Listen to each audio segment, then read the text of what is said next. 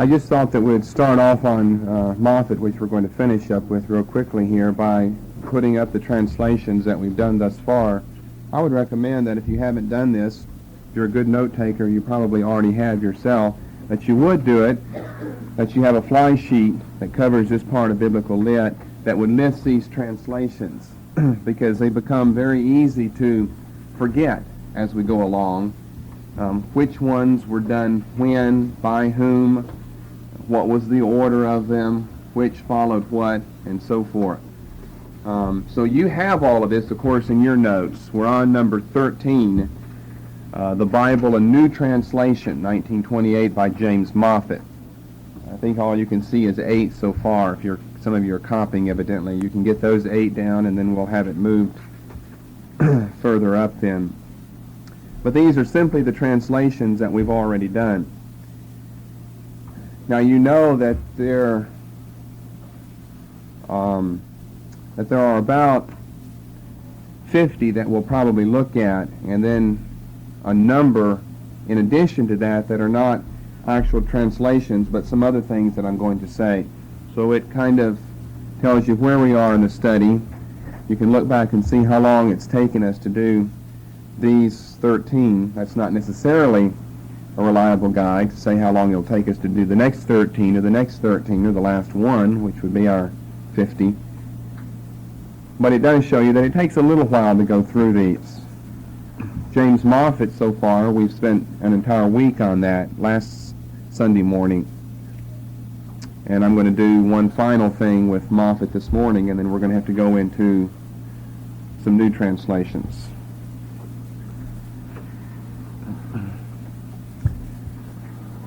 American Standard Version, we began with that for the 20th century works. 1901, the Modern American Bible. You probably don't remember that second one by now or anything about it. I'd be surprised if you did, because I didn't say much about it. It's not that important. 1901, the Letters of Paul to 7 Churches and 3 Friends by author Way. You probably remember a little more about that one, number 3, 1901. That was the one that had so much written as verse. So many of the passages were set apart as though Paul was quoting from early Christian hymns. Number 4, the 20th Century New Testament. Hopefully you do remember that one, 1901. Any other people able to find that yet? Number 5, the New Testament Modern Speech. Finally, we changed years, 1903, better known as Weymouth's translation, Richard Weymouth. Number 6, the Holy Bible in Modern English by Farrar Fenton, who was a Christian businessman. You probably don't remember a lot about that one, and it's not important. Number 7 was World's New Testament.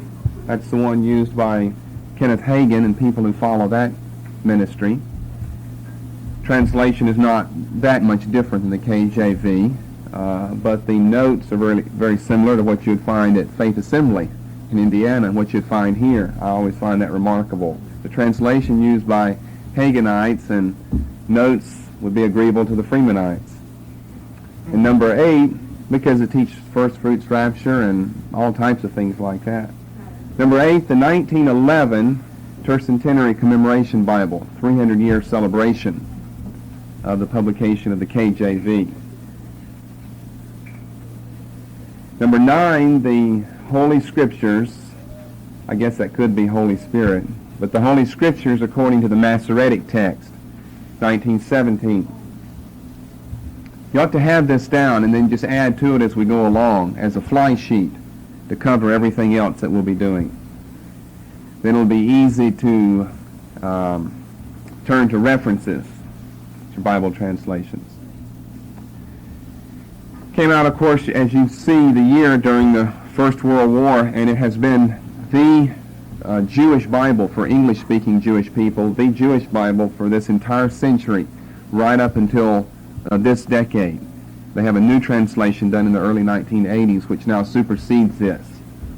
I brought my old copy of number 9, the Holy Scriptures according to the Masoretic text.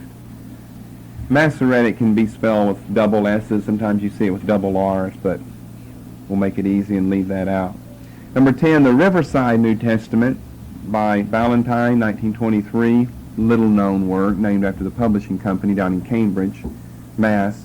Number 11, the Centenary New Testament, to celebrate the 100th year of the American Baptist Bible Association. The only translation we'll look at that is entirely the work of a woman, Helen Barrett Montgomery, 1924.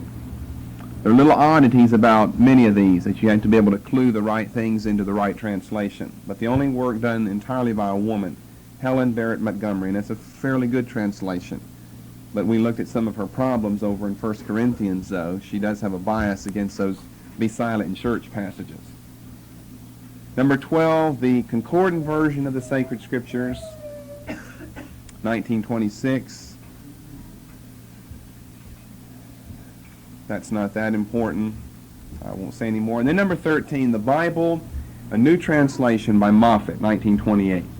Better known as Moffatt's. Double F, double T.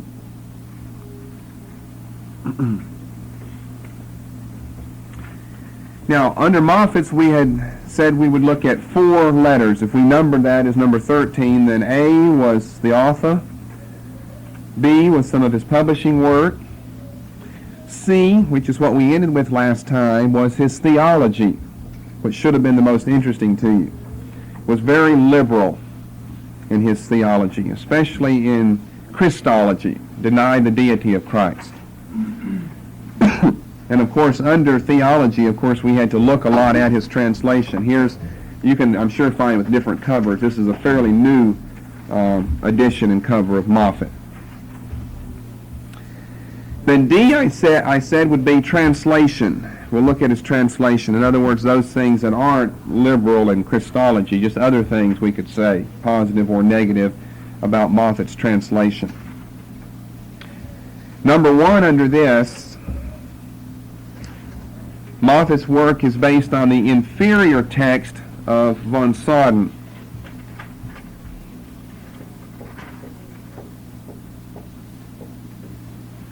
A name we discussed back earlier, textual criticism. It's an inferior text, not as reliable as Westcott and Hort, and of course the changes which have occurred in the Westcott and Hort text since then. But in any case, the New Testament is much better than the Old in Moffatt, because of course that was his field of expertise, was Greek in the New Testament. A second thing I would say about his translation is that it is filled with Scottish idioms. Moffatt was a Scot. It's filled with Scottish idioms. A cause for misunderstanding maybe in some places, or maybe a surprise, I should say, when we see how many American people have picked up on Moffatt's Bible and have used it or use it as their translation. A couple of for instances. Jeremiah 2:22 in Moffatt's reads, "You may wash yourself with lye and plenty soap." Typically, the Scots leave out the plenty of soap, plenty soap. Just filled with things like that. So as we're reading along, we kind of think, well, there's a deficiency here. Well, not if you're from Scotland. Especially if you use Irish Spring as your soap. Luke 16:1 and following. Now that's the parable for us of the unjust steward. The unjust steward. Well, for him it's a parable of a dishonest factor. Factor, F-A-C-T-O-R. That's the Scottish word for steward. Well, we wouldn't know what a factor is. And it talks about a rich man having a factor, and his factor said this, and his factor did that. Luke 16:1 and following. We probably wouldn't know what that is. F-A-C-T-O-R. Of course, it's no criticism because that's his background. I just find it surprising that so many Americans have picked up on his translation, since on a lot of occasions we can't really understand what he means unless you understand those idioms, and I'm not from Scotland, I wouldn't understand those idioms, and there are a lot more. Number 3, about his translation. Some of his translating work is just poor, not because it's from some theological liberal area, but it's just poor translating work. some of which has robbed us of the spiritual import of certain passages. And the most famous one in this regard is Proverbs 22 and verse 6. By the way, in this chapter, we talked last time how he felt that he had the liberty just to rearrange verses and chapters and things as he wanted. He put Genesis 2:4a at the beginning so that one man wrote a tract against him. First verse of the Bible, Moses or Moffatt. Here in this chapter, Proverbs 22, you can see that he's got verses 3, 4, and 5 swapped around. He's got verse 1, 2, 3, 5, 4, 6, 7, 8, 9, 10. There's just, so many cases of that we couldn't even count. But do you know what Proverbs 22:6 says? You'd have to know what it says before you can see how he's robbed us of some spiritual import here. Train up a child in the way that he should go, so that when he's old he'll not depart from it. Train a child for his proper trade, and he will never leave it even when he's old. Unless he finds better work, I guess, and then he might leave, or better paying job. Well, you've robbed us of the spiritual meaning now. It's certainly, that verse is intended to have a spiritual meaning. Raise a child, train a child in the ways of God, so that when he's old he'll not depart. And so all this does, it reduces it from that high, lofty spiritual level to say, teach him a good way to make a living, so whenever he's old he won't depart from it. That's a poor translation. Now, I don't know whether Moffatt intended something by it or he thought that's what the Hebrews said. I don't know what his thought pattern was, but in any case, we've been robbed. Train a child for his proper trade. That's hardly what the writer of Proverbs said. Number 4, under his translation, at other times, finer shades of the meaning of the Greek, we're back over in the New Testament now, are brought out. So I don't want to leave without saying at least one thing good about Moffatt's translation. Sometimes he brings out a finer shade of the Greek, but so do all of the other translations today. Some examples: Luke 7:45. I don't want to take the time to read all of these. Let's read Luke 8:23. I told you this a few months ago, some connection, I don't remember where, but what was wrong with the KJV. You wouldn't really have to have me tell you. You could read it yourself and see something doesn't make sense. Luke chapter 8 and verse 23. During the voyage he fell asleep, but when a gale of wind came down on the lake, and they were being swamped. And I think the KJV just says they were filled with water. Well, if you're filled with water, that means you're sunk. I mean, we need to have a being in there. They were in the process of being filled with water. Not just filled with water, past tense. Past tense means they're sunk, so we couldn't have the rest of the story. Peter talking and Jesus responding, or it would all be bubbles underwater. They were being swamped and in peril. They went and woke him. Master, Master, they cried, we are drowning. Well, any translation besides the KJV probably will give us a being in there. They were being filled with water. If you do something like that in the KJV, then I think you'll end up... What does it have there? They were filled, or...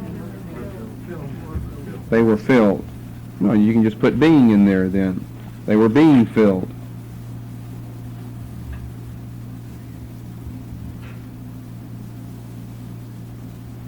I've got, oh yeah, they were filled with water. Okay. Or they were filling with water. Either thing, you can change it any way you want to. They were being filled, they were filling with water, so you know that they're on the way. Romans 8:13. If you live by the flesh, the KJV says you'll die. If you live by the flesh, you are on the road to death. Adds a little more of a meaning there. Not that much, but a little more of a meaning.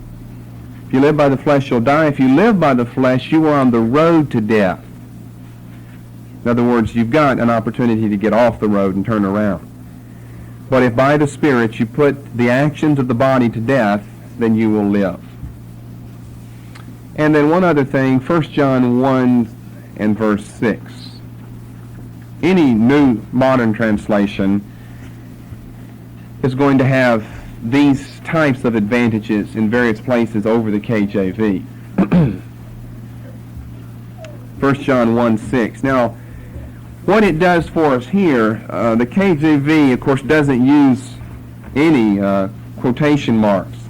It'll give us the comma and then maybe start the next phrase with a capital letter to show us that someone is being quoted. But I don't even think that's the case in the KJV here. And I think the background to John in his epistle is like Paul in 1 Corinthians. He's answering questions. He's raising questions, allowing the questions to be raised by his opponents, because that's what's happening with this group of Christians to whom he's writing. And then he goes on to answer. So verse 6, Moffatt has, if we say, comma, then in quotation, we have fellowship with him.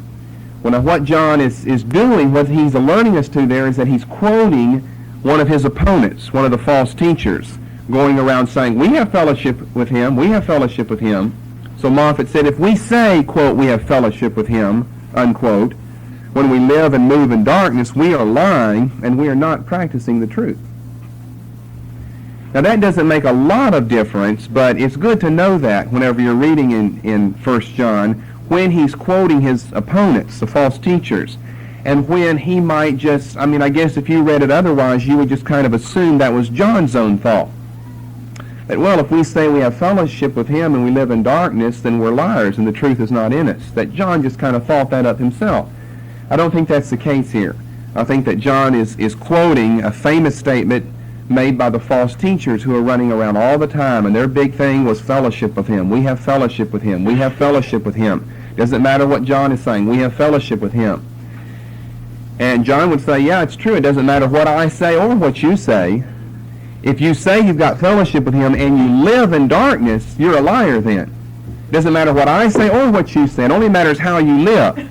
And if you're living in darkness while you're saying we have fellowship with him, you're a liar and the truth is not in you, or you're not practicing the truth. And, of course, this is going to be throughout this chapter. Like, look at verse 8. If we say, now he's quoting them again, we are not guilty. End of quotation. We're deceiving ourselves and the truth is not in us. And you'll find this several places. The quotation marks, especially there in that first chapter where I believe he's quoting his opponent. And it's good to note that Moffatt agrees with this and he follows this practice. All right, then, number 5, I would say about his translation, that in many places his translation is very modern. And of course, I guess it should be, since it's a new translation. But it was very modern so that people either didn't like or didn't recognize it. For instance, in the Song of Solomon, chapter 1 and verse 3, the KJV has something like, because of the savor of thy good ointments, thy name is as ointment poured forth, therefore do the virgins love thee. Now we're concerned only about the last phrase there. Because of the savor of thy good ointments, thy name is as ointment poured forth, therefore do the virgins love thee. Moffatt has, the girls are all in love with you. That's rather modern. It's rather modern. But if you're going to update a translation, I guess that's what you ought to do. Instead of saying, therefore do the virgins love thee, just say, all the girls are in love with you. And that offended a lot of people. It offended a lot of people when they came across readings like this in Moffatt. The girls are all in love with you. Maybe I need to tell you one famous story that has made the rounds about Moffatt's translation, that if you know Moffatt or use Moffatt, you're supposed to know this story, that according to the story, and it's supposed to be a true story, probably happened more than once so, there was a young modern minister who had just taken his vows and order in the church in Scotland, was making his rounds one week to visit some of the people of his parish. And he came to one particular home where an elderly woman of his congregation lived, and after conversing some, chit-chatting with her and having tea, then he held her hand and opened Moffatt's and read her a little bit from the Word of God. Whenever he got through, the woman turned to him and said, "Oh my, that was nice, but won't you read just a bitty of God's Word before you leave?" In other words, she was of the old order. She wasn't accustomed to Moffatt's way of saying things. She wanted to hear the old way. That was good enough for Paul. He's got other modern things. Noah's Ark becomes a barge, which is probably a good translation. Otherwise, you think of a big boat, and it was not a boat. It was like a flat-bottom barge.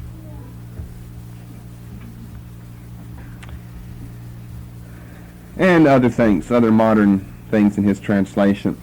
Maybe you didn't know this, that Moffatt later worked on the RSV committee. So I'll say that now. We won't have to say much about it later. But Moffatt worked on the Revised Standard Version committee later. Another interesting story is told there, where the committee members were together and they were discussing and debating very vehemently one particular rendering of a New Testament passage, and one of the scholars insisted this is the way that it has to be translated. And the committee vetoed him, and Moffatt was the most outspoken in the veto. And he turned to Moffatt and said, "Well, do you know where I got that rendering?" Moffatt said, "No." He said, "I got it from Moffatt's translation of the New Testament." Moffatt said, "Well, it may have been good for my Bible, but it's not good for this one." His Bible in 25 years went through 70 editions. That's how popular the Moffatt translation has been. In 25 years, Moffatt's translation, the first 25 years, went through 70 editions, and I don't know how many since then.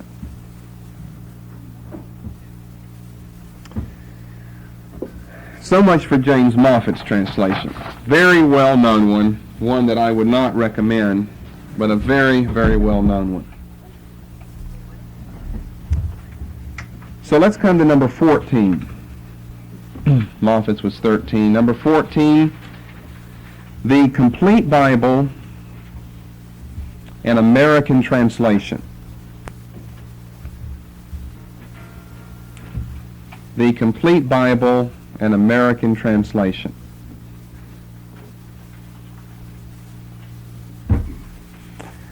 This is the work of Edgar Johnson Goodspeed, E.J. Goodspeed.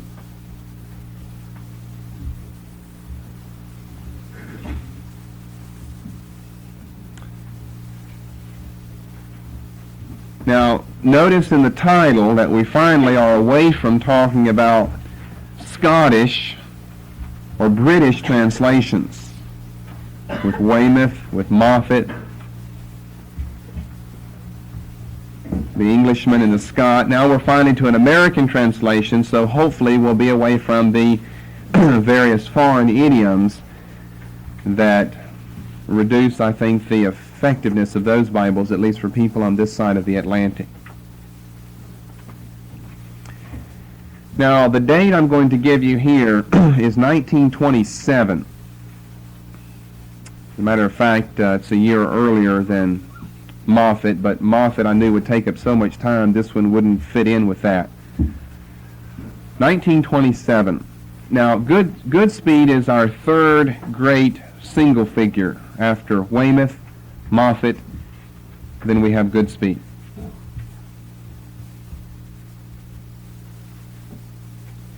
Let's say something about the translator, E.J. Goodspeed.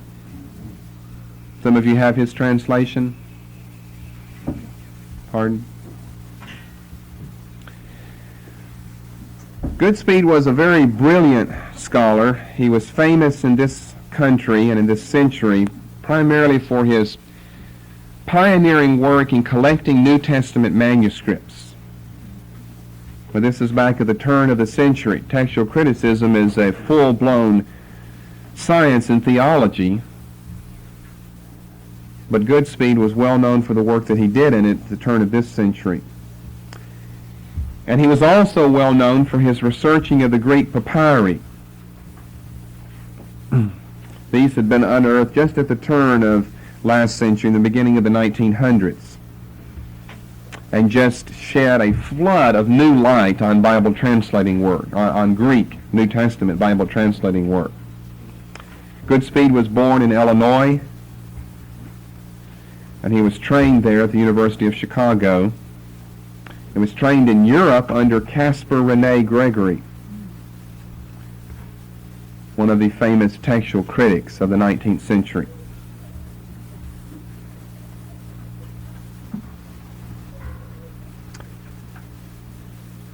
Goodspeed was born in 1871, lived a very long life, died in 1962.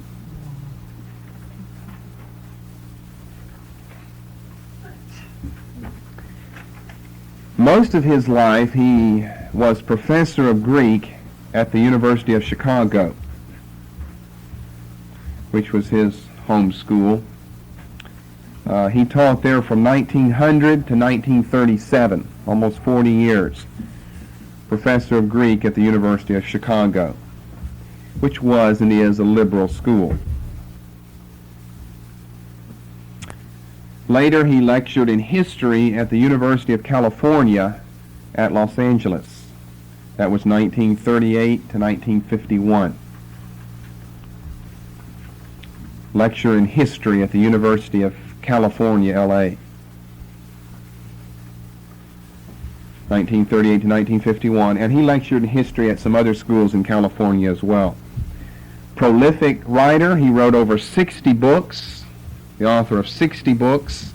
Now you do good if you write 5 in your lifetime. The author of 60 books and over 200 professional articles in journals and magazines and so forth.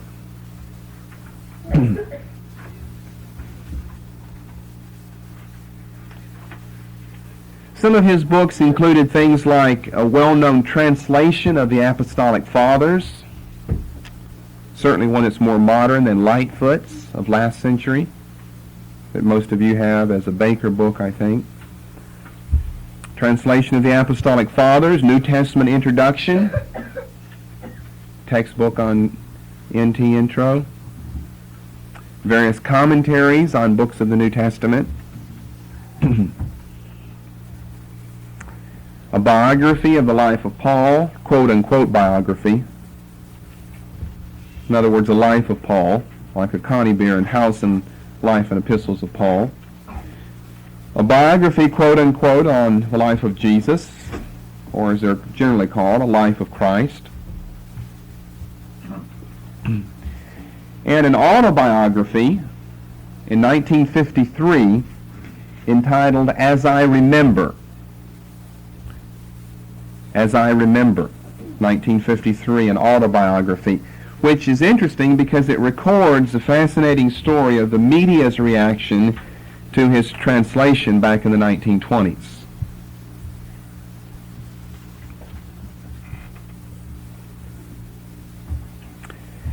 Now his translation. The New Testament came out first in 1923. The date 1927 is a revised date. It first came out in 1923. Now notice the title, by the way, The Complete Bible, an American translation. So that means Old and New Testament. Well, all he did was the New. And the New is by far the more important. This is a copy of the New Testament. It's not much to see, just a black book. You can hardly see the writing on the spine there. It's rubbed off after the years. The Old Testament came out in 1935, which was not the work of Goodspeed himself. Unlike Moffatt, Goodspeed didn't try to go beyond his expertise. Moffatt went back to do the Old when really he was not equipped to do the Old. The Old Testament was done by J.M.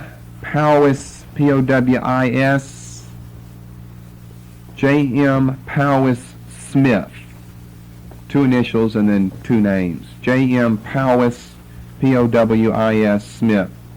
And 3 others that Smith selected, who were qualified, by the way, to do the Old. They were Old Testament scholars, but it has really never gone down in history. And that's why you can often find, as I have here, Goodspeed's New Testament separated from the Old, because this is truly Goodspeed's work. And the Old Testament's not his work. It's the work of Powys Smith and several others. That came out in 35, and then the Apocrypha by Goodspeed in 38, since the Apocrypha, much of that's in Greek. then Goodspeed could do that. The Apocrypha by Goodspeed in 1938. The New Testament alone sold 1 million copies in the first 25 years.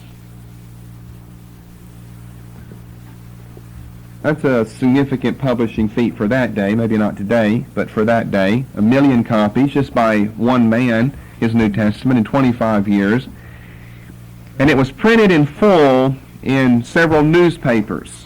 Now that reminds you of the English Revised Version. Remember how they sent it across the Atlantic and rushed it by train from New York to Chicago, and it appeared in the Chicago newspaper.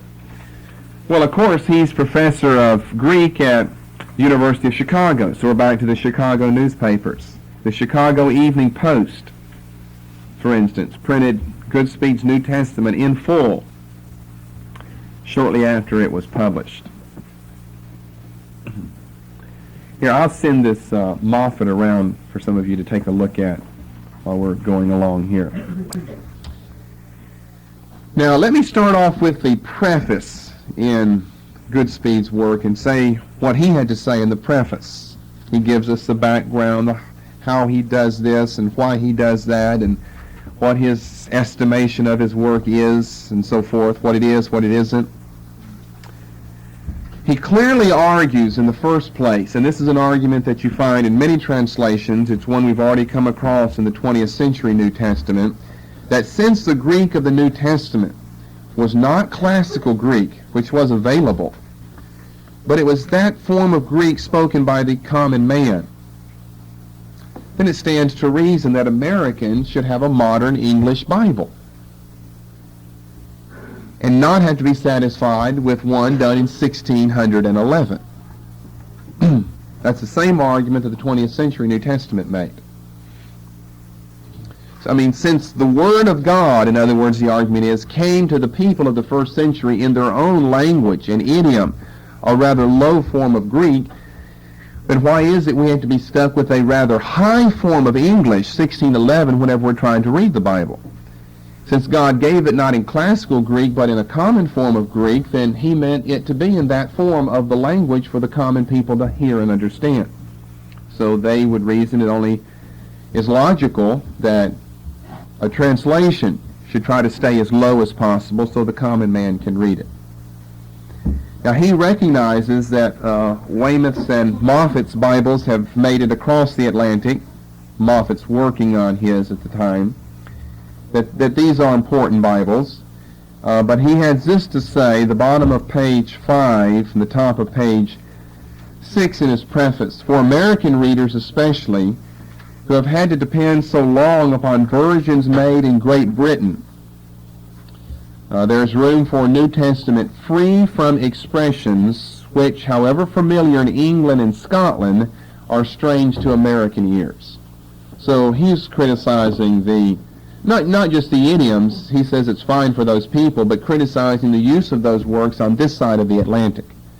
And so much of the work, whether it was the KJV or the ERV or Weymouth or Moffatt, was done on the other side of the Atlantic. And he said, therefore, it'd probably be rather unreadable on this side. Something else he tells us in the preface is that he follows the text of Westcott and Hort. Moffatt, I said, followed von Soden. He follows the text of Westcott and Hort, bottom of page 6, the preface. But he does depart from that text, and when he does, he lets us know. For instance, in 1 Peter 3:19, like Moffatt, he has adopted Rendell Harris' suggestion that Enoch went and preached to the spirits in prison, instead of Christ preaching to the spirits in prison. Or instead of by which, we really should say, by which he went. We're not told who the he is there. It's often understood to be Christ. And he even tells us, I have adopted the striking suggestion of Rendell Harris that by an error of the eye of the name of Enoch, an error of the eye, the name of Enoch has dropped out in the text of 1 Peter 3:19. I think that probably that's not an error in the work of the copyist, but I think that it's an attempt to supply something in that passage of Scripture that will make that text more easy to interpret. I think that's probably the origin of it all. It's a difficult passage. What do we mean by Christ preaching to the spirits in prison? Of course, the JDS people have had a field day with that. Well, we know it doesn't say what the JDS people make it say, but what does it say then? Well, how did Christ preach to the spirits in prison? Did he go to hell? The apostles said that he did, in the Apostles' Creed. The apostles said that he did. Did he go to hell? Or did he go to another division? Or, well, we'll just take care of that, you see, by saying that Enoch did it. Well, we still have a problem. Did Enoch go to hell then? How did he get to go to hell and get back out of there? I'm sure the devil would have clamped a headhold on him and kept him down there if Enoch ever would have made it down there.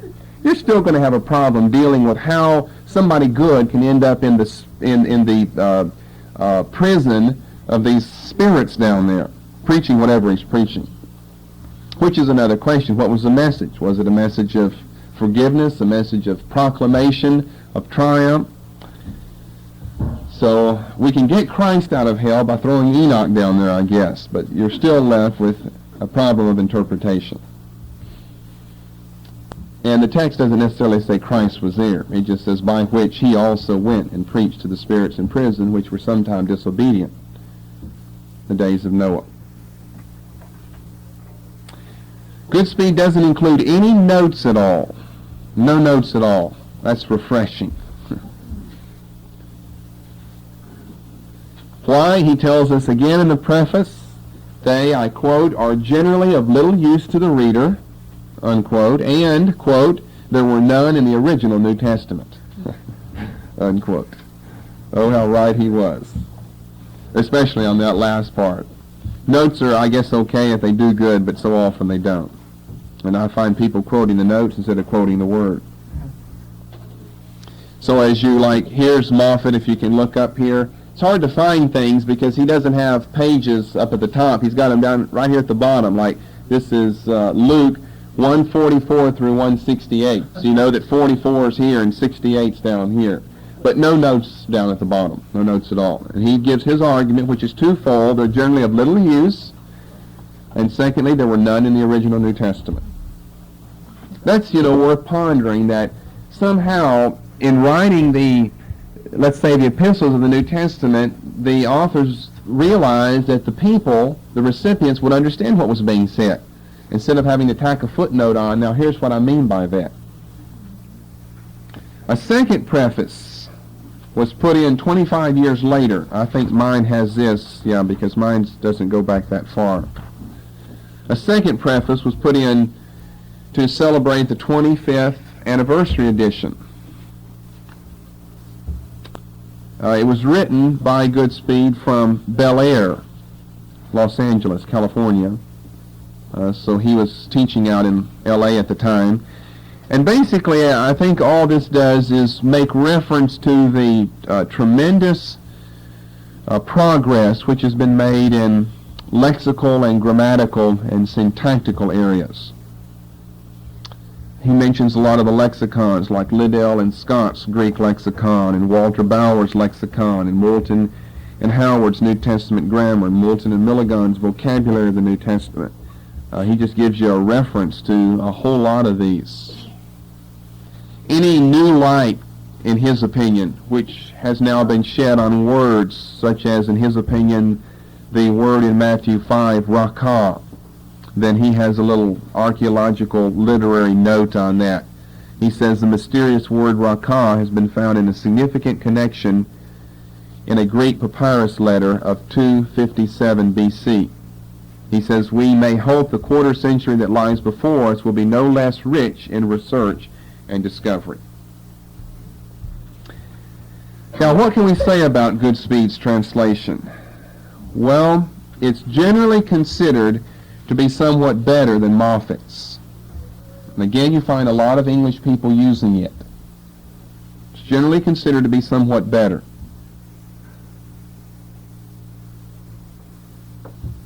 Let me just turn to a few passages that I picked these at random. One of them I literally picked, the lucky dipping method. I just let the Bible fall open.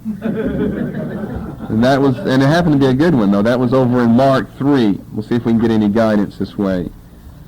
Mark 3, verse 20.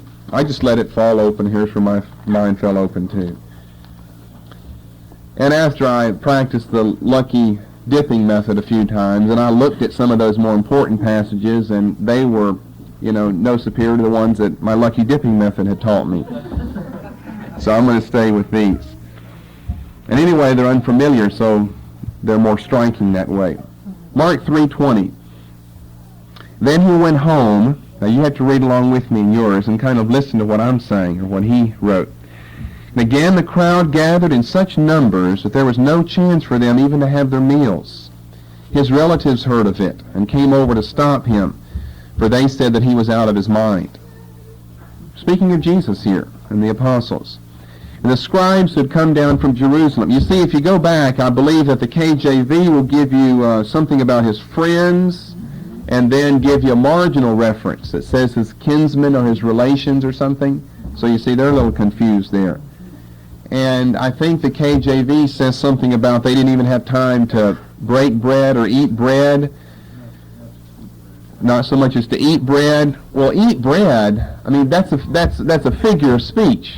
Not just bread. They're not on a bread and water ration, a diet here. They could eat more than that, and so he gives us what the meaning is for them even to have their meals. Well, we kind of know that, but still whenever you just hear bread, it kind of blunts the meaning. When you hear they didn't even have time to eat their meals, then you think of breakfast, lunch, and dinner right away, instead of eating a piece of bread. His relatives heard of it and came over to stop him, for they said he's out of his mind. The scribes who had come down from Jerusalem said that he was possessed by Beelzebub and drove out demons by the help of the prince of the demons. So he called them to him and spoke to them in figures, probably yours says parables, saying, how can Satan drive out Satan? If a kingdom is disunited, that kingdom cannot last. And if a household is disunited, that household cannot last. And if Satan has rebelled against himself and become disunited, he cannot last, but is coming to his end. But no one can go into a strong man's house and carry off his property unless he first binds a strong man. I tell you, men will be forgiven for everything, for all their sins and all the abusive things they say. But whoever reviles the Holy Spirit, now it's small h, by the way, for holy. Whoever reviles the Holy Spirit can never be forgiven, for he is guilty of an unending sin. This was because they said he is possessed by a foul spirit. And here we've got some of those relatives that verse 21 had talked about. His mother and his brothers came, and they stood outside the house and sent word in to him to come outside to them. There was a crowd sitting around him when they told him, your mother and your brothers are outside asking for you. He answered, who are my mother and my brothers? And looking around at the people sitting about him, he said, here are my mother and my brothers. Whosoever does the will of God is my brother and sister and mother. And then over in 2 Corinthians, no, I'll tell you what, let's do Galatians first. I think that 2 Corinthians is even better. Galatians 5, verses 7 through 11. Now here you see such strong irony, and the irony is there in the KJV, but it's much more difficult to see, especially in 2 Corinthians 11. Basically, a person ends up with getting practically nothing out of the passage when they read it. And this is filled with this section with exclamation points here. Verse 7, Paul says, and you've got to see him now saying this with a smile on his face. If you read documents carefully, you can tell what the attitude is. People can say things in an entirely different way. In other words, they can say something and mean the opposite. And you can tell they mean the opposite by that smirk on their face. Like, your husband comes home, dear, did you have a nice day today? It was a wonderful day. Big smile. In other words, no. You are making such progress, Paul says. Well, if they're making progress, why is he having to write this letter to them? Who has stopped you obeying the truth? That kind of persuasion never came from him who called you. A little yeast will make all the dough rise. I am confident in the Lord that you will not take a different view. The man who is unsettling you will have to pay the penalty for it, no matter who he is. And I, brothers, if I am still preaching circumcision, then why am I still being persecuted? Well, if that's the case, the cross has ceased to be an obstacle, I suppose. I wish the people who are upsetting you would go on and mutilate themselves. Exclamation point. I see about 4 exclamation points in that little paragraph. And then one that's much more beautiful than that is 2 Corinthians 11, starting with verse 16. Now you probably had trouble reading the end of 2 Corinthians. I'm sure you have, even over in chapter 13. What exactly does he mean? What's he saying? You can't get a handle on some of the things there as easy as you can in 1 Corinthians. It's really true of all of 2 Corinthians, but especially in the last 4 chapters, 10 through 13. Now you watch this. You read along with me beginning with verse 16. I repeat, no one should think me a fool, but if you do, show me at least the patience you would show a fool, and let me have my little boast like the others. When I boast in this reckless way, I do not say what I'm saying for the Lord, but as a fool would talk. Since many are so human as to boast, I will do it also. For you like to put up with fools, you are so wise yourselves. Exclamation point. People don't even realize that the apostles could write and speak with that tone in their voice. Most people think that it's just all sugar-coated in the New Testament. And if they ever hear a biting message from this pulpit or a biting message from your testimony, well, that's not love, or, well, that's sarcastic. Well, I don't know what this is, if it's not sarcasm. He says, you like to put up with fools. You are so wise yourselves. For you put up with it if a man makes you his slaves, or lives on you, or takes you in, or puts on airs, or gives you a slap in the face. He said, you put up with all of that. And here you won't put up with me, the one who's bringing you the truth. Listen to that 20th verse again. For you put up with it if a man makes you his slaves, or lives on you, soaking money off of you, lives on you, or takes you in, or puts on airs, or gives you a slap in the face. That's a good translation, by the way. He's not being extreme or liberal with the Greek. That's a good translation. To my shame, I must admit that I was too weak for that sort of thing. Well, in other words, that he was too strong, he was too spiritual to stoop to the level that the other false apostles, or that the false apostles are having to stoop to. To my shame, I must admit that I was too weak for that sort of thing. But whatever anyone else dares to boast of, I'm playing the part of a fool, I will dare to boast of too. And then he starts boasting. Well, if they are Hebrews, so am I. If they are Israelites, so am I. If they are descended from Abraham, so am I. If they are Christian workers, I'm talking like a madman, I am a better one. And then he goes on. And many people have had problems with the way Paul is talking here. They say, look at all of Paul's boasts. Well, it's a literary device that Paul is using on them. And it has when you understand what's being done here, it has a very striking impact on you. Because Paul is one who would never boast. I mean, he's the one who said, I'm the least of all the saints. I'm the least of the saints. I was a persecutor of the church of God, and God had mercy and grace on me. I don't have anything to boast about. And they hear him boasting here, and they say, well, what's he doing that for? Well, it's all in irony. It's sarcasm here. But here you've got a group, the false apostles, among you boasting, and they've made you slaves. They're sponges off of you. They take you in, put on airs, and give you a slap in the face. And I've come to you as a meek and gentle representative of Christ, and you won't listen to me. So maybe I ought to adopt the ways of the false apostles, and then maybe you'll listen to me. That's his idea here. Maybe I shouldn't say that, but sometimes when people have accused me of something that's not true, I think I might have told you this before, then I tell them, I'll tell you what, I think I'll just start doing that now. At least your accusation will have a good foundation from now on then. At least you'll be telling the truth. And that just irritates them, to no end.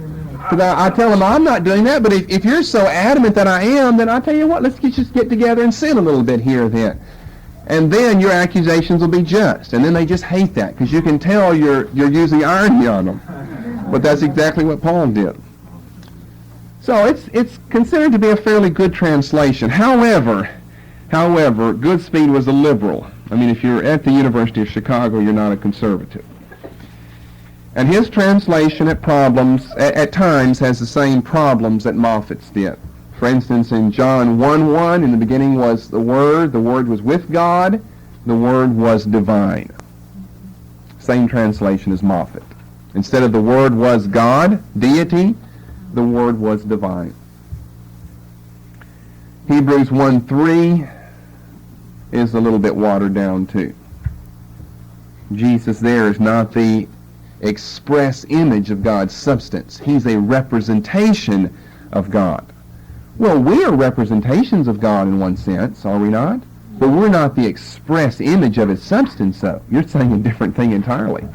We could say that the glory of God is reflected in us, that we represent God.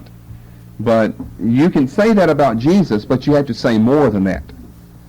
You've got to say that He is God, that He is the ousia of God. He has the same hypostasis as the Father has.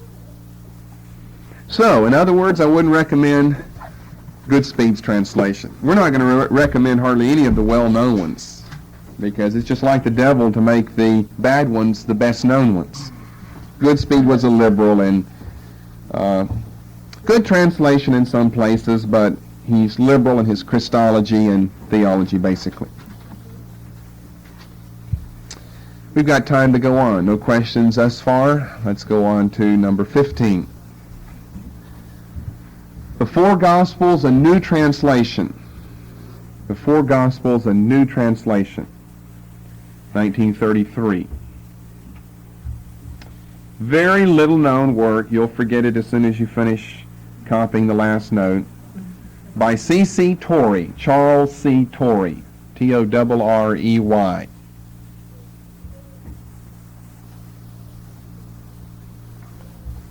Another liberal, by the way. Torrey lived 1863 to 1956. He was professor of Semitic languages at Yale. I mean, why aren't any of these guys from Dallas or Gordon Conwell or Westminister or something? They're always from University of Chicago and Yale. Professor of Semitic languages at Yale for many years. Now look at what you've just written versus the title of the work. What's the connection between the Semitic languages and the Four Gospels? He had a theory. Many other people have held to it since then, that there was an Aramaic original behind each of the Gospels. That there was an Aramaic original, a Semitic, not a Greek in other words, which is an Indo-European language. That there was an Aramaic original behind each of the four Gospels. And so only if you were a Semitic scholar could you draw the full nuances out of the Greek. We don't have any Aramaic manuscripts, certainly not the original. We don't have any copies. We just have Greek. But if there is an Aramaic original behind, remember, when you go from one language to another, you can't carry everything over. But if you know Greek and you know Aramaic, then you could look at the Greek and reason back to what the Aramaic might have been behind it. And therefore you bring from the translation from the Aramaic then into the English, and you bring more of the, quote, original, unquote, nuance out. Well, many people have held to this theory. The people down in Austin, Texas, I forget the name of the organization, but I know one of the people down there is Roy Blizzard and his colleague down there. They hold to a similar theory, maybe not as precisely as this, but they're just real big on Hebrew, that the background of everything in the New Testament is Hebrew, and if you understand the Hebrew, then you can bring out the Hebrew nuance in the Greek. I've got several books by Blizzard, and I forget his colleague's name, Bivan, B-I-V-A-N, I think that's his name, something like that, Bivan and Blizzard. And I don't go for that theory. Some people have held to it, but not your well-known scholars for sure. Number 16. The Documents of the New Testament, 1934. The Documents of the New Testament, 1934. The work of G. W. Wade, W-A-D-E. This was an ambitious project that arranged the New Testament books in their supposed chronological order. Now, others have taken sections of the New Testament books, such as the historical books, Paul's epistles, Catholic epistles, and put them in that section in their chronological order. But here Wade was attempting to take the entire New Testament, all the books, and arrange them in their supposed chronological order, with historical and critical introductions and notes.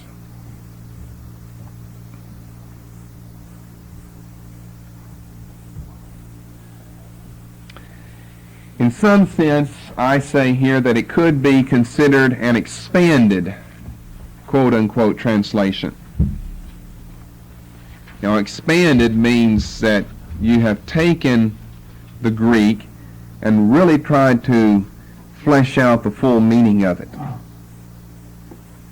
But when he does this, he always uses italics, which is a good process.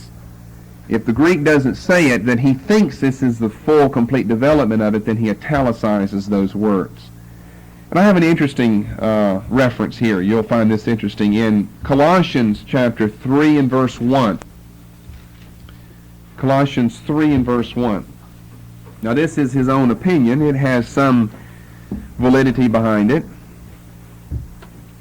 Colossians 3:1.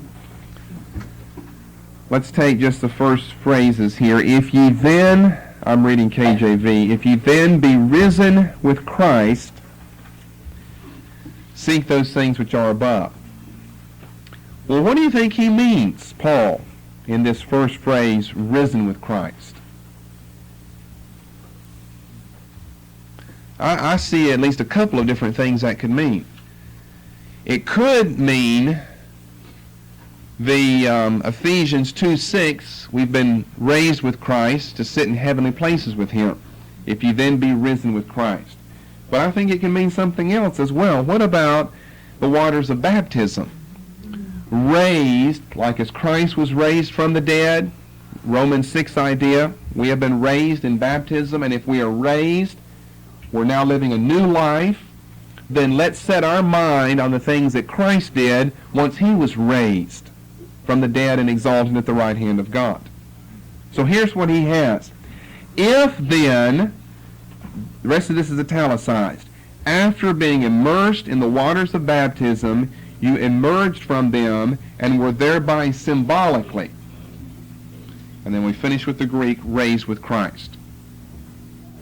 I should have written that for you so you could see it all.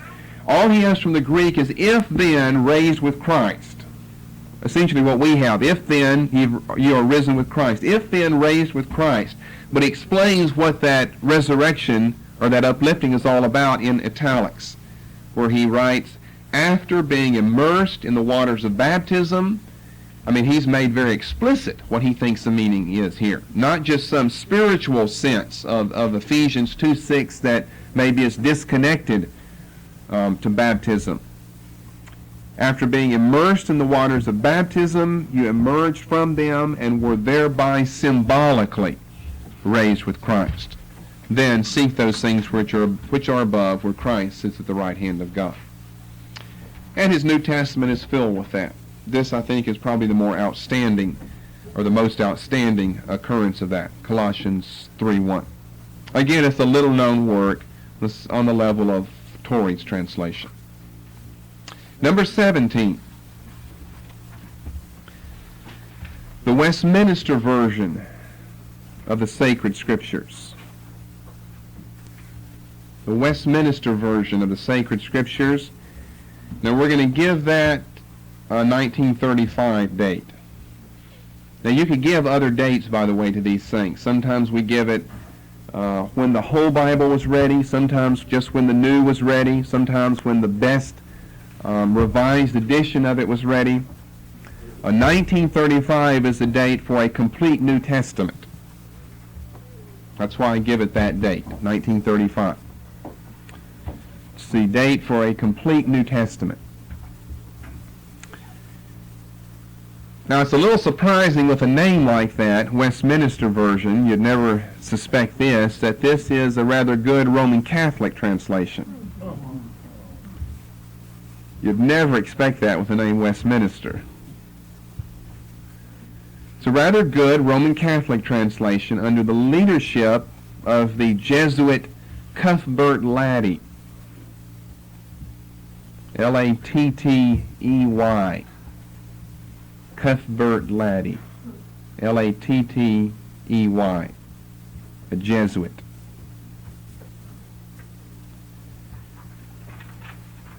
British and American scholars have worked on this translation.